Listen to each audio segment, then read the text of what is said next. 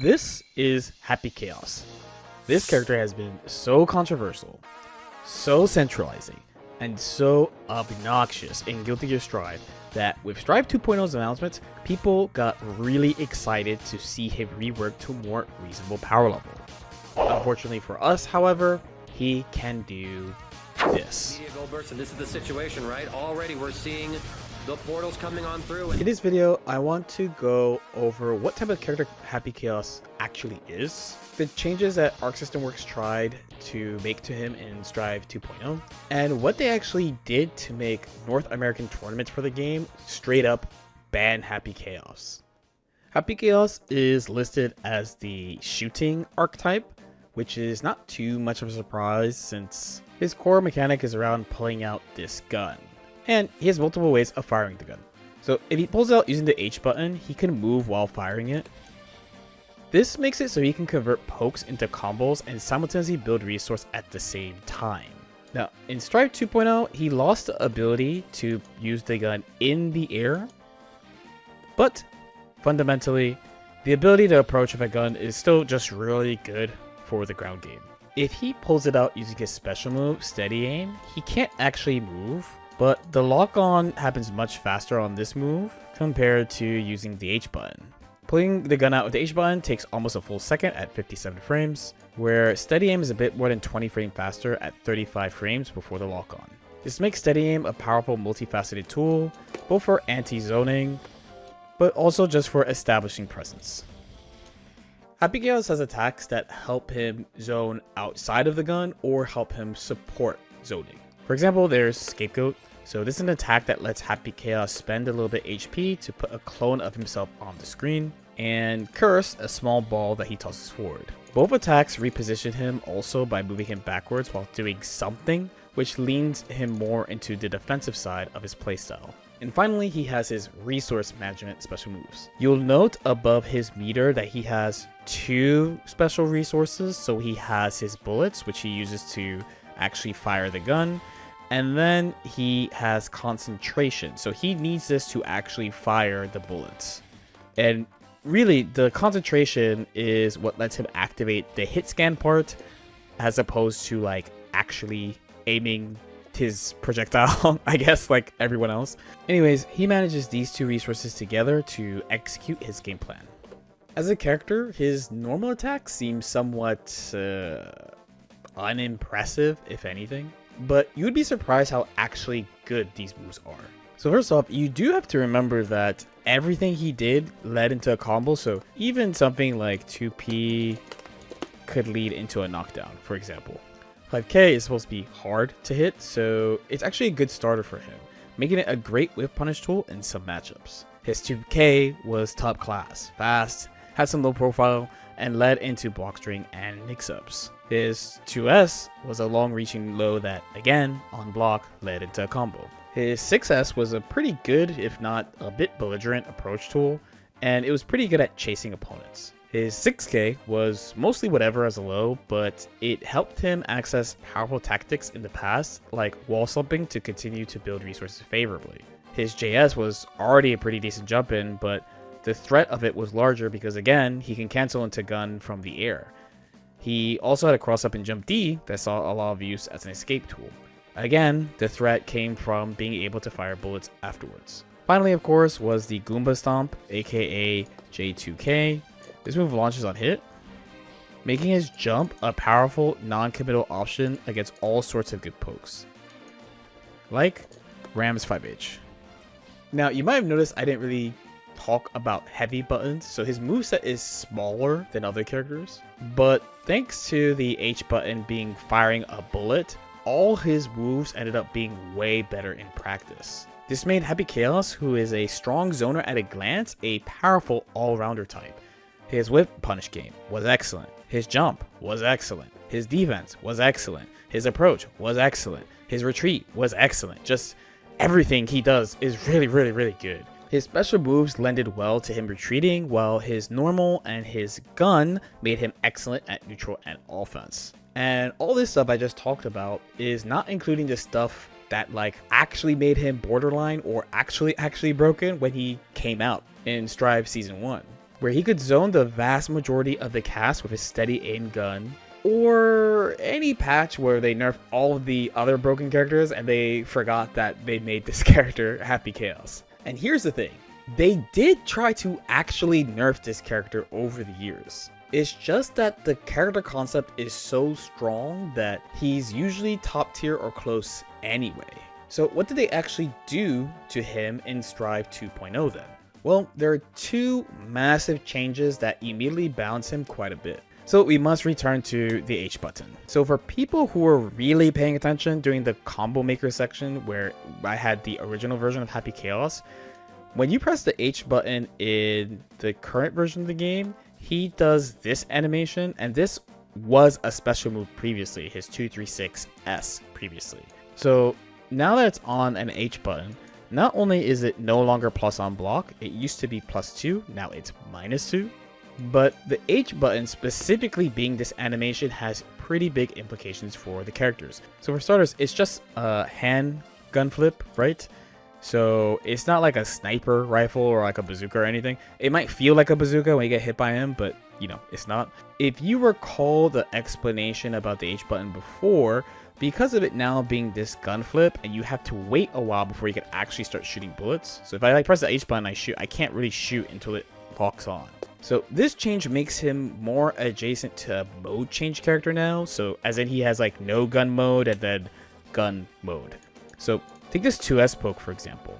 With the new H button, if you don't already have the gun out, you cannot convert this without spending meter or something. Or take him mashing 2 PP. Someone would have to quickly confirm this because there are ranges where the H button will whiff now. And the thing is, it's not like you can't convert these at all, but it's just that you need the gun to be out first in order to do so. And the second huge change is to his jump H. So the Goomba Stomp that I showed you before, this is now on H and not on J2K. Previously, pressing the H button in the air would just have him pull out the reticle. This does nerf his jump by a pretty good amount. Mainly in that when you jump on characters, you no longer get the massive advantage from being able to shoot the gun from the air anymore. It also frankly nerfs a lot of, for lack of a better word, lazy neutral from the character. Previously, when he had the gun out, and especially with Curse, he could just kind of stand there and watch you while the reticle just stayed on you. Backdashing sort of messes with this.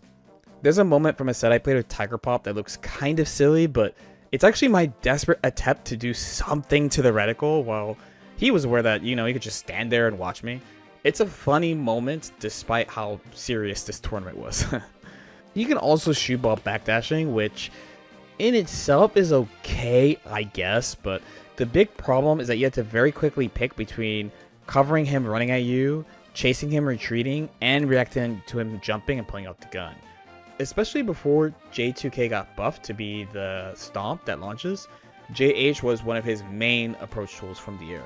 So these two changes are the absolute biggest changes in my opinion, and they are immediately felt when you play against him.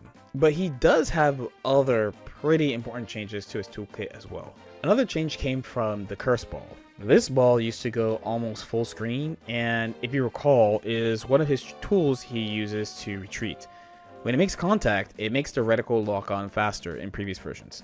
This move has two major changes. So for starters, it no longer has that effect. Instead, it makes bullets do more damage. So compare a raw gunshot to an upgraded one with Curse. And the second is that it no longer goes almost full screen, but instead, it has a hitbox now. A legitimate strategy against Curse before was to run through it, and if you were right, you could stop HC's game plan then and there. But you had to be quick as he was retreating. If you weren't fast enough, he could pull out the gun and immediately start shooting you from a jump. Steady aim also got a major rework, and Happy Chaos is able to cancel into multiple options. Previously, he would commonly do things like reload, which would enable him to steady aim again, or even a cancel option unique to steady aim. But these days, he mainly cancels into refreshing his two resources, the bullets and his focus meter that enables him to actually fire the gun, and these two portals.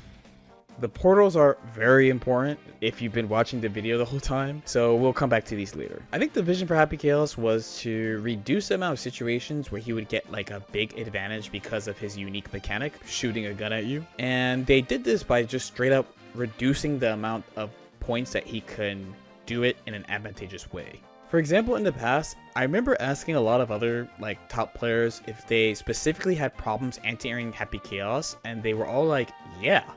And after a while, I realized it was because of how many things he can do just from standing from here, where you had to immediately go over to him or address it. By making it so he has to pull out the gun on the ground first before he's able to fire, and I know it sounds really dumb, but this is true, it makes it a lot easier to parse situations against him. Him not being able to pull out the gun in the air is a massive nerf too, both from basically any range that's not close to you, and off all of his jump-ins almost, and even for like mix-up opportunities, because he can convert jump-ins into a mix-up opportunity using his roll. Curse is a small compensation buff. To be honest, it is really strong, I think. He's plus on block, and he's retreating. So if your character doesn't have a long, low-profile attack, or an especially big horizontal jump-in, it can feel pretty oppressive. But at least so far, the amount of favorable situations for him should have been reduced by a good number. Or at least, that's what I would say. So why are we seeing tweets like these from tournaments announcing that you can't play him online when he's supposed to be reworked to be much more manageable than before? Well, we'll have to revisit the clip from the beginning of the video, which means we're going to talk about portals. So after steady aim, he can press 2 or 8 it to shoot a bullet downwards or upwards in steady aim. But the thing is though, you can act out of these pretty quickly if you do the down shot into the up shot. And in fact, you can do this and cancel it into reload, which reloads all his bullets in one set animation now, and concentration. And if you can do this perfectly, it is essentially inescapable unless you have burst. The idea would be to do this and chip the opponent to death while staying meter positive the whole time. Eventually, and major emphasis on eventually, or depending on the flow of the match, he would get positive bonus just from attacking, even though he didn't break the wall. The thing though, it's actually pretty difficult to do this perfectly. In fact, a lot of people think it's impossible to execute this perfectly. This clip, which features Jack, the Happy Chaos player that won World Finals this year in the previous patch, actually messes this up quite a few times. Even straight up drops aside, even when it looks correct, the Happy Chaos player can still be off by a little bit, which enables escapes with things like backdashes or air dashes. So if it's hard to do this thing, then why are tournaments still electing to ban him? As a professional TO myself, I have a couple of ideas why. So first off, many other games, like fighting games or platform fighters, have rules against tactics that straight up lock an opponent out indefinitely from playing. This reason, while not perfect for this, because again, you have to not mess up to make this happen, I feel like this has a small impact on the decision. Second, and probably the actual reason, is that we've already been through this song and dance before with launch Happy Chaos. And funny enough, with the same exact move, steady aim. At that time, it was pretty early in the game's lifespan, so it was pretty hard to know if there was actually things that you could do against it, or if there were any characters who could specifically fight it well. Nor did we know what type of balance changes ArcSys would do to make something like this weaker. Drive 2.0 marks Guilty Gear Strive's 5th year out, and now that it seems that history is repeating itself, banning the character and tactic is more of a preventative measure than anything else, especially since ArcSys already acknowledged that this was not intended to be in the game. In the end, while things like steady aim zoning are clear things that a lot of people found unenjoyable to play against and watch, the main thing about Happy Chaos was just how powerful he is in so many situations because of his mechanic and how accessible it was in previous versions. To be honest, it seems like they actually put quite a bit of work and thought into how to balance Happy Chaos in Strive 2.0.